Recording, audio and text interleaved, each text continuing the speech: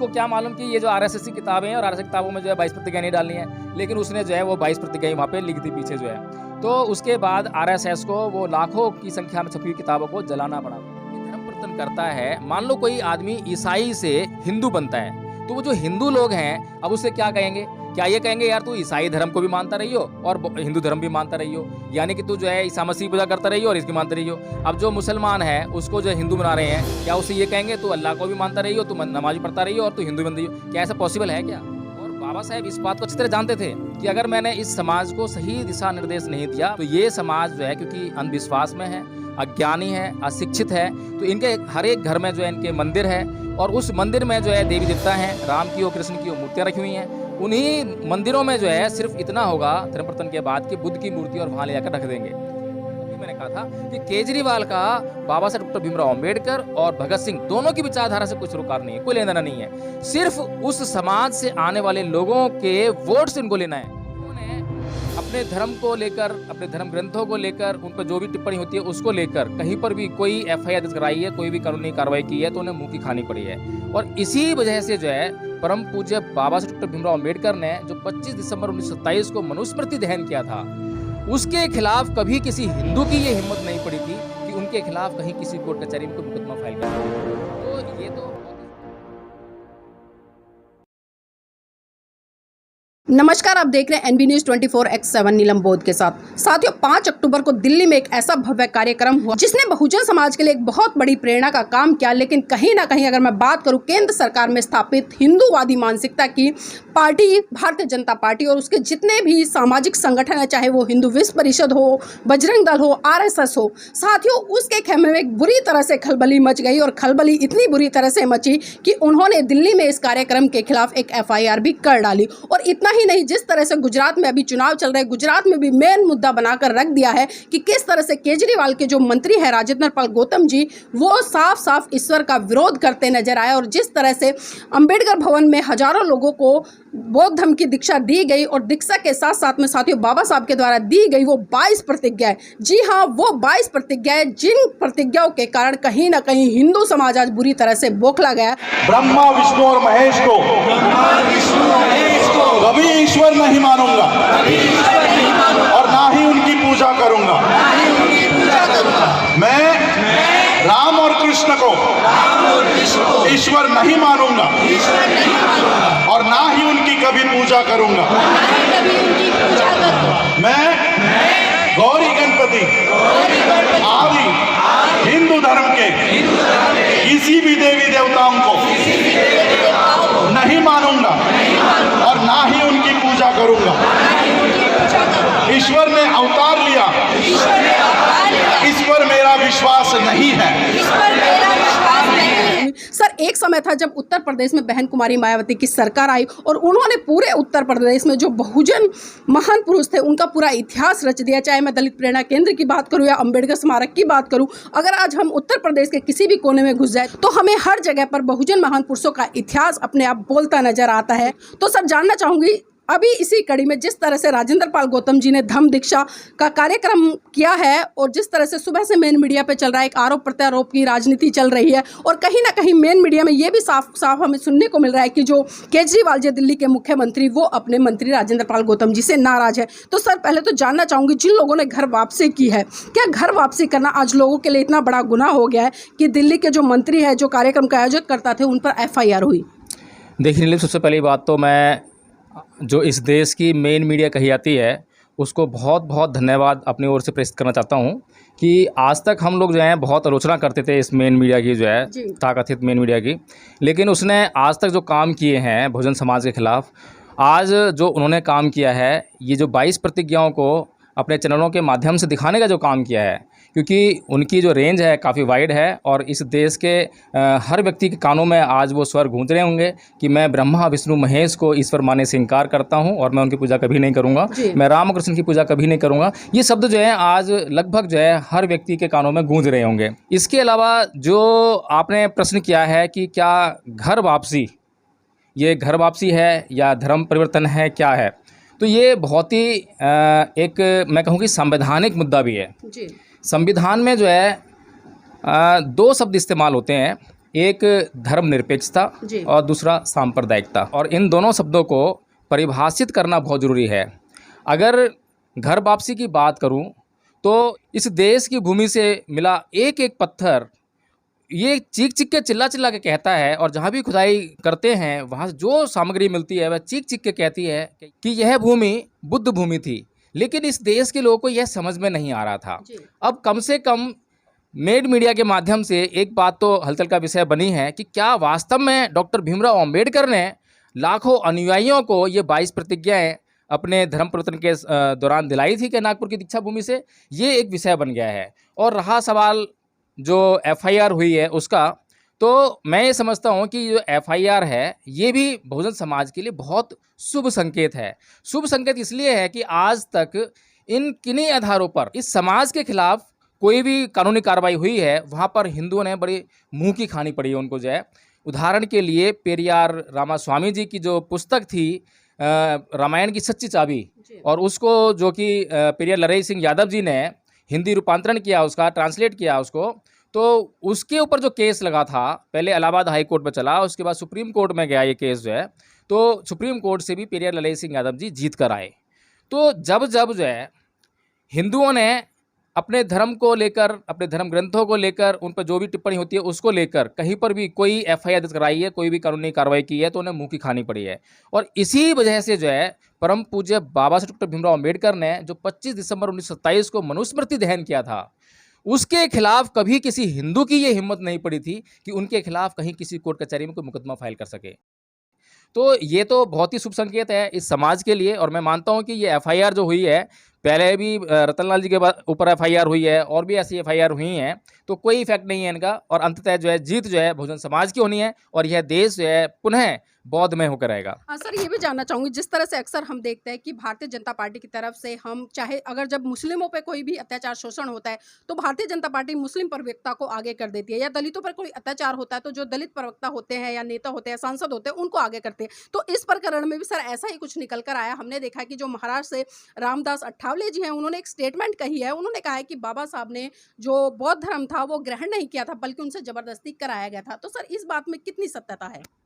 देखिए, ये तो सभी जानते हैं और सबको जानना चाहिए जो लोग नहीं जानते हैं, कि ये जो राजनीतिक व्यक्ति होते हैं इनकी स्टेटमेंट को दिल से ना लगाएं, बहुत संजीदगी से ना सोचें, क्योंकि इनकी स्टेटमेंट जो है किस कारण से होती है उसको जांच करना जरूरी है। फिर हमें ये भी जांच करना जरूरी है राजनीतिक व्यक्ति है उसके जीवन में त्याग, समर्पण और बलिदान समाज के लिए कितना है। इस बात से तय होगा कि उसकी जो स्टेटमेंट का वजन कितना है। अब अगर हम बात करें इसी तरह की जो कुछ स्थिति परम पूज्य बाबा डॉक्टर अम्बेडकर की थी, जब वो पहले ही मंत्रिमंडल में शामिल किए गए कांग्रेस के जो है, और कांग्रेस की जो विचारधारा थी उसके बिल्कुल उनकी एंटी विचारधारा थी, बल्कि हमेशा जो है वो कांग्रेस की विचारधारा का विरोध करते थे, और वो उस मंत्रिमंडल में रहते हुए भी वे कांग्रेस के खिलाफ बोला करते थे। इसीलिए वो जो है हमेशा कांग्रेस के जो नेता थे उनकी आंखों में तिनका बन के चुपते रहते थे। लेकिन जो परम पूज्य बाबा साहब डॉक्टर भीमराव अंबेडकर का त्याग, समर्पण, बलिदान था इस समाज के लिए, तो उन पर कोई व्यक्ति जो है शक नहीं कर सकता था किसी भी तरीके से। लेकिन यहाँ हम देखते हैं कि ये जो सरकार है, मनुवादी सरकार, ये जब भी इसके खिलाफ कोई कार्रवाई करता है तो उसके पीछे तुरंत CBI, CID और ED जो है भेजकर उसकी जुबान बंद करने का काम करती है। पहली बात तो ये सरकार ये करती है कि उनको जो है लालच देती है, जैसे कि ठावले जी जो है मंत्री हैं केंद्र सरकार में, तो सबसे पहला लालच ये होगा कि भैया अगर आपने ये बात नहीं बोली हमारे कहने से जो है तो आपका मंत्री पद जाएगा।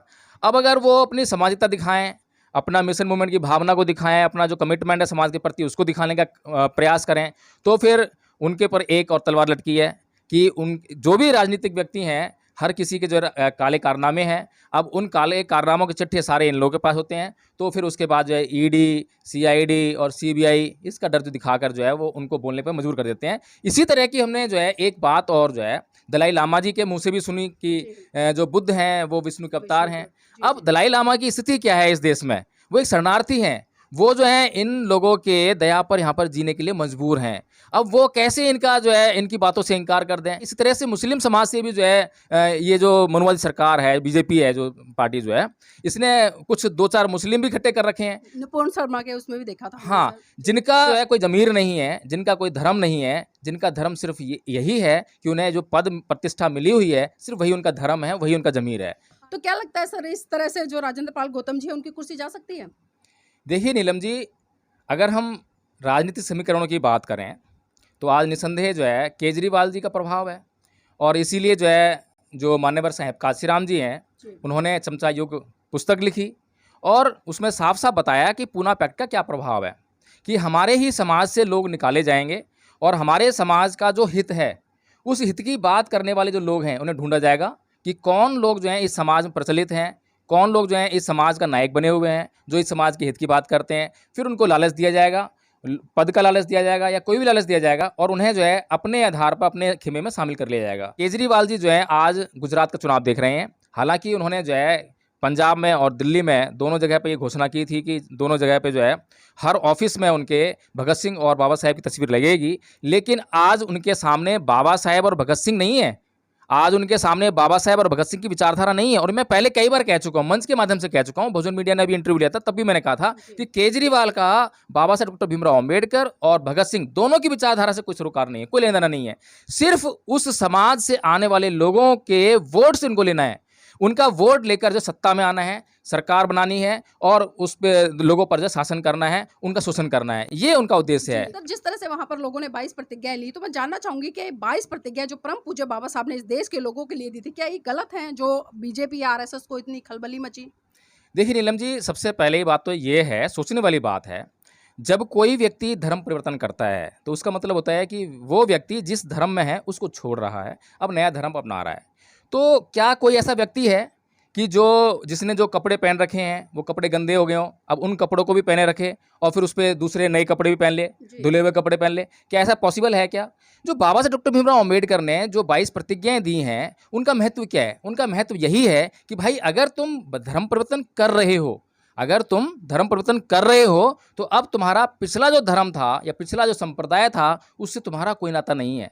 अब कई बार ऐसा होता है कि लोग जो हैं नासमझ होते हैं, समझदार नहीं होते हैं, तो वे जो हैं ये समझ बैठते हैं कि भैया कोई दिक्कत नहीं है, जैसा पहले चलता आया था उसके साथ में हमें सिर्फ बुद्ध की पूजा और करनी है। और बाबा साहेब इस बात को अच्छी तरह जानते थे कि अगर मैंने इस समाज को सही दिशा निर्देश नहीं दिया, खुलकर नहीं समझाया हर एक बात को जो है, तो ये समाज जो है क्योंकि अंधविश्वास में है, अज्ञानी है, अशिक्षित है, तो इनके हर एक घर में जो है इनके मंदिर है और उस मंदिर में जो है देवी देवता हैं, राम की और कृष्ण की मूर्तियाँ रखी हुई हैं। उन्हीं मंदिरों में जो है सिर्फ इतना होगा धर्म परिवर्तन के बाद कि बुद्ध की मूर्ति और वहाँ ले जाकर रख देंगे। ये होने वाला था, मतलब अगर बाबा साहब डॉक्टर भीमराव अम्बेडकर ये 22 प्रतिज्ञाओं को ना देते तो। इसीलिए बाबा साहब डॉक्टर भीमराव अम्बेडकर ने इस बात को, इस लाइन को क्लियर कट खींच के दिखाया समाज को कि ए मेरे समाज के लोगों, आप धर्म परिवर्तन कर रहे हो, उसको समझना पड़ेगा कि धर्म परिवर्तन क्या है। आप जिस पहले पुराने धर्म में थे, आपका उससे बिल्कुल नाता टूट गया है, उसकी रीति रिवाजों से, उसकी परंपराओं से, उसके त्योहारों से, उसकी हर बात से, उसके जो संस्कार हैं, उसके जो उठने बैठने के तरीके हैं, हर बात में आपको बदलना होगा। और जो नया धर्म ग्रहण कर रहे हैं उसके जो परंपराएं हैं, रीति रिवाज हैं, जो उसके उत्सव हैं, उनको आपको अब अडॉप्ट करना है। और उनको आप जब तक अडॉप्ट नहीं कर पाओगे, जब तक पुराने संस्कारों को आप छोड़ोगे नहीं।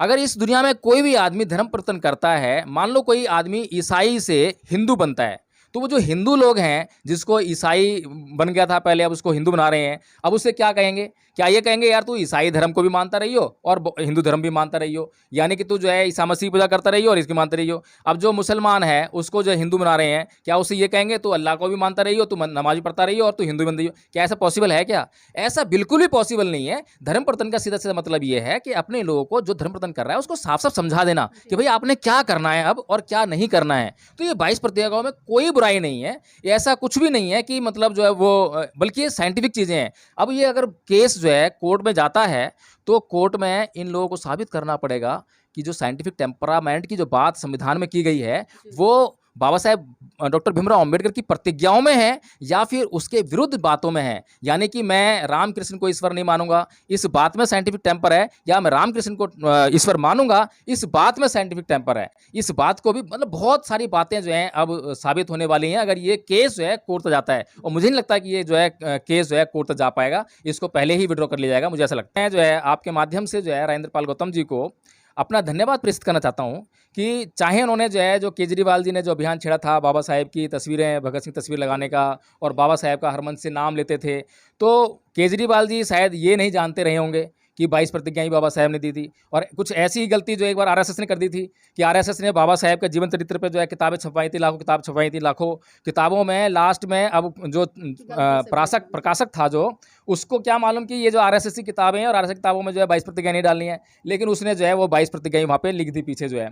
तो उसके बाद आरएसएस को वो लाखों की संख्या में छपी हुई किताबों को जलाना पड़ा था।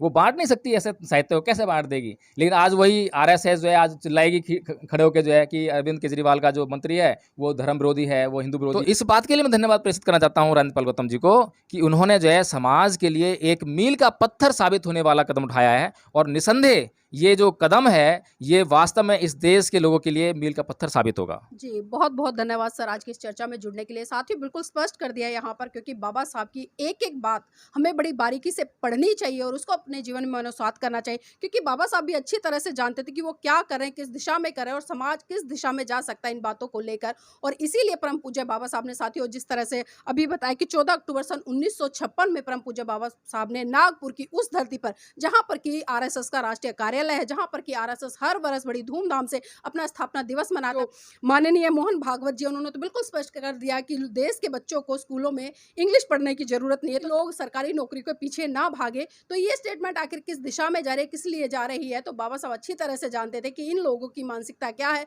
इसीलिए परम पूज्य बाबा साहब ने नागपुर की धरती पर 5-6 लाख लोगों के साथ में साथियों बौद्ध धर्म की दीक्षा ली थी। और वही 22 प्रतिज्ञा, जिन 22 प्रतिज्ञाओं के कारण आज एक बार फिर से बहुजन समाज सुर्खियों में बना हुआ है और बहुजन समाज के जो नेता हैं वो सुर्खियों में बने हुए हैं। और साथियों सबसे बड़ी बात यहाँ पर देखने वाली ये होगी कि दिल्ली के माननीय मुख्यमंत्री अरविंद केजरीवाल जी क्या माननीय राजेंद्र पाल जी को मंत्री पद पर अब भी रखेंगे या उससे बर्खास्त करेंगे या पार्टी से निकालेंगे या पार्टी में रखेंगे, क्योंकि गुजरात का चुनाव सर पर है और वहां पर हिंदुत्व का मुद्दा बहुत बड़े स्तर पर गरमाया हुआ है। तो साथियों हमारे साथ बने रहिएगा। और साथियों अभी तक आपने चैनल सब्सक्राइब नहीं किया तो हमारे चैनल को सब्सक्राइब कीजिएगा, वीडियो को लाइक कीजिएगा, शेयर कीजिएगा और कमेंट करके अपने माध्यम से हमें बताने का प्रयास कीजिएगा कि इस घटना को आप किस संदर्भ में देख रहे हैं और आपके अपने विचार क्या हैं।